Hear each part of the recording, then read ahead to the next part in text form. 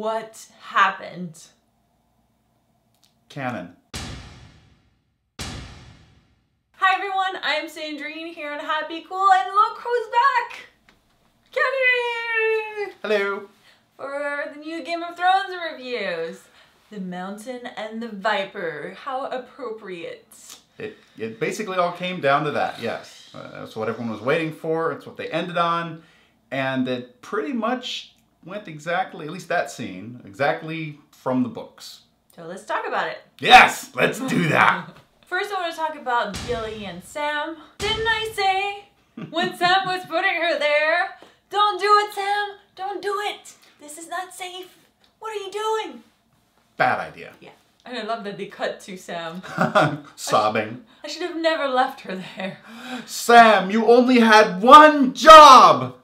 Protect Gilly! It looks like she survived, but yeah, still a bad idea. I was kind of worried for her, actually, because in the books, she never gets sent to Mole's Town. So once stuff like that starts happening, you're going, are they going to get rid of Gilly? And then you've got Ygritte wandering through and basically killing anybody she sees, but... I think she's fine. For now. For now. Missandei and Grey Worm. Kind of the beginning of a fledgling relationship that can't happen. Why?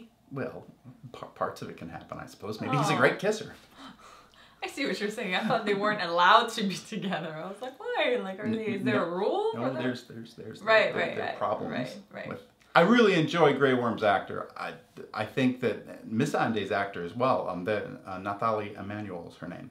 But they're really good chemistry, I think. I enjoy it. I know. I didn't see it coming, really. Yeah. And then I was like, oh, yeah, I like it. Yeah. From that, let's move to Daenerys. I don't know what you think, Kenny, but I think she's making the mistake letting Jorah go. Well, because, you know, he might have come to her in the wrong way, but I think he has very precious insight.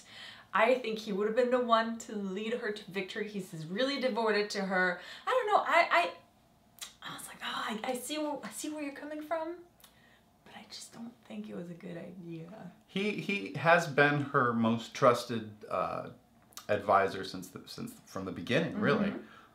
So yeah, it's obviously when you lose someone that close to you, it's a bad thing. But by the same token, can she trust someone who kept this secret from her all these years? He had plenty of time to say, Khaleesi, by the way, so you may want to be sitting down for this, but I have some truths to tell you. Yes, sorry. But in his defense, then she might have actually sent him away. And since his purpose is to save her or get her to the throne, he just had to keep it so he could do his job. But yeah, I guess. But if they eventually reach King's Landing, don't you think it comes out there in the wash eventually anyway? I mean, if she's sitting there on the throne... But at least she's already there. That's and that's his purpose. That is true. Okay, well, I wonder if Jorah's done for the season now. I mean, if we see him anymore this season, we saw him riding off. What are they going to do? Jorah by himself on the road? Hey, who knows? He might, might go back to King's Landing. Ramsay Snow, or should I say, Ramsay Bolton. He was legitimized. Yeah, this cannot be good for anybody. And I would say, not even for his father. Right? Because, I mean, come on, he would totally betray his father if it came down to it. Thanks for giving me this right path to power, Pops. Yeah. Littlefinger and Sansa. I enjoy them. I do too.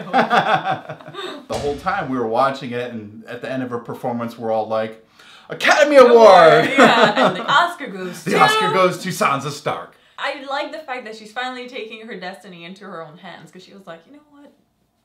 F this. At one point she said, I know what you want.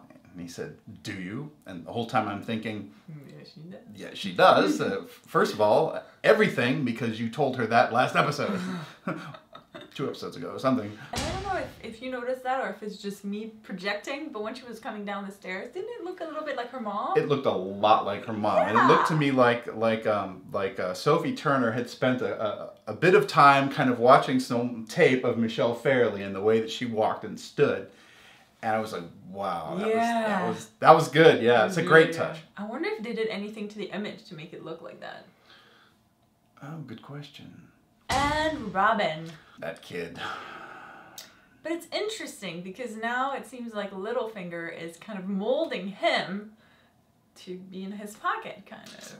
The same way that Tywin is doing with Tommen. Yeah, well, we'll see. I mean, Robin is the current Lord of the Eyrie. And since we're still at the Eyrie, Arya and the Hound. Come on. What a great scene that was. I mean, it was literally, what, 2 minutes, 3 minutes? Like, just like, they arrived there. Oh yeah, your aunt is dead. She bursts out laughing like, oh my god. Like, you're not getting your money. Hound! You don't get what you want again. I'm wondering though, because they didn't give us any hint of what's happening next episode or what happened at the end of what they were doing, is did the men at the Bloody Gate just say, well, sorry, Aunt's dead, Arya Stark, farewell? That was gonna be my question. Are they gonna reunite with Sansa? Right. Because you're just like, come on, you can't do this again where it's like, oh, okay, well, I guess we're going somewhere else now. Like, and then we move on to Tyrion, just his last scene in prison with Jaime. So good. Beetles. Apparently there was a long-lost Lannister cousin that liked to crush beetles. Yeah. I did not know this from the books. You learn new things every day. That's so interesting. Those scenes are like the best of this season. Seriously. When they get those two actors together, there's... But even with Oberyn. Yeah. Like, even with the scene with Oberyn, it's just Tyrion in prison. So Peter Dinklage does his best work. In prison. In prison. Okay. And now... I'm in denial. The moment where... What happened... I don't know. I mean, I'm very upset about this.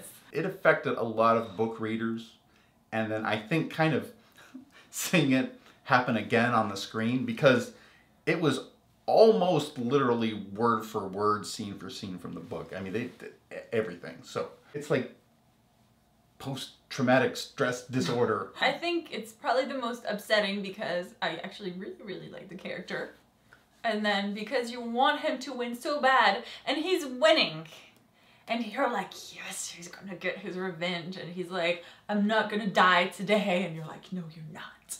And you know, and at first you're like, well, it is Game of Thrones, he might die. And then you're like, no, he's not dying. He totally won. Oh my god, what's happening? What's happening? What's happening? What's happening? No. I'll tell you what I'll do. Real quick, I'm gonna do an impression for you. This is my impression of the show as a whole to its viewing audience. Ready? Okay. There was one change from the books, though. At the very end of the chapter, Tyrion throws up. And they didn't have that, which I guess, you know. Tyrion is like, what the hell? What? Oberyn, you had won! Sandrine's note literally says, Tyrion, dude, seriously, what the fuck? It's true, though. That's what I thought. That's what it looked like. What the fuck? Like, you were winning. That was the look on his face. Obviously, you know the answer to that, but this is what I think. I'm pretty sure Tyrion's gonna die. Because in Game of Thrones, if you're sentenced to death, you're pretty much dying. Well, that's kind of, I mean, that takes from reality. When in the Middle Ages, when people were sentenced to death, they usually died. That's what I'm saying. Yeah. I think Tyrion's gonna die. What are we gonna do now? I just kinda... 2 episodes left. A lot of stuff at the wall. And then you were telling me that we're gonna go to Dorne next season. They're already casting roles for Dorne. They have, I don't want to spoil too much, but there's some very interesting characters from the books. But there's no Oberyn. There's no Oberyn, but you get his daughters. And his daughters are not happy that he's dead. Think of the daughters as the physical representation of your fury. That's nice. They're called the Sand Snakes. Ooh. Ooh, I'm excited. I know. I was still sad that he's dead. Very glad when I found out they were casting for Dorne. Oy. I hope you guys have recovered. Probably not. But we'll go just keep on crying in a sec. In the meantime, unfortunately you can't comment because we close the comments, but you can always find Kenny on Twitter, on AxieFabulous, right here on Happy Cool, and you can also find me on Twitter. Comment on AxieFabulous. They can comment, yeah. So of course, if you're not subscribed to Happy Cool, go do that now so you don't miss any of our upcoming Game of Thrones reviews or Kenny and his AxieFabulous show. Thank you guys so much for watching, and we'll see you next week. Or at least I'll see you next week. I don't know if you'll be there. Who knows? Bye! Did the men at the bloody gate just say, well, sorry, Aunt's dead. Arya Stark, farewell. I know. That was going to be my question. Ooh. Oh. Earthquake. We have an on-camera earthquake. I know we do. Holy crap. Earthquake in the middle of Game of Thrones review. Awesome. That's how the episode moved us. It moved the earth. It moved the earth. The earth is like... Oberyn! The earth is all, Oberyn now!